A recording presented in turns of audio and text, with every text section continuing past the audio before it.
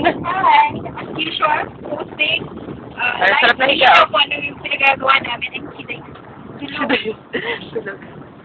as usual. Classic. Oh, Dayan. Dayan. Si Mary Dayan. Pakita mo naman mukha mo, Dayan. Kwento ka naman, Dayan. Mamaya na. Mamaya na. Okay, tulog. Dayan, andito tayo kasi pinahiram sa atin ni Tita Rene. Pinahiram sa amin ni Tita Rene yung van niya. So, makakagala kami. Nagkakagaling lang kami ng prison. Nag-lunch kami doon. Ito naman sila. So, ipainin ko na po ako.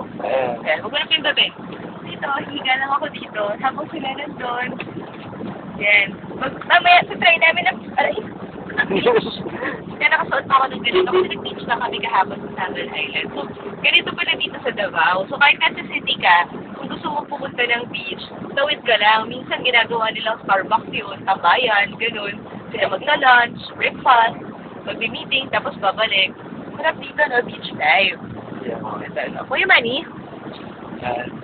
So, we're going to Philippine Eagle, and I want to see Pag-asa. Yan, kasi gusto ni Kuya Manning makita si Pag-asa. Correct. Si Kuya Manning, busog na busog. Correct. Kasi kanina pang umaga kumakain, nag-breakfast buffet. Now, worth 150. Nandito lang yan, only in Davao. Pag kumain ka sa Pancake House, Pancake, ha? Pancake. Kumain ka ng pancake. sa Pancake House, wala. Isang kainan lang yung budget na yon. Ah, okay. Tapos, ayun. So, si Kuya... Si Kuya. Huwag ka titingin, Kuya. Balik ko ba ka? Sa magdadala sa atin. Okay.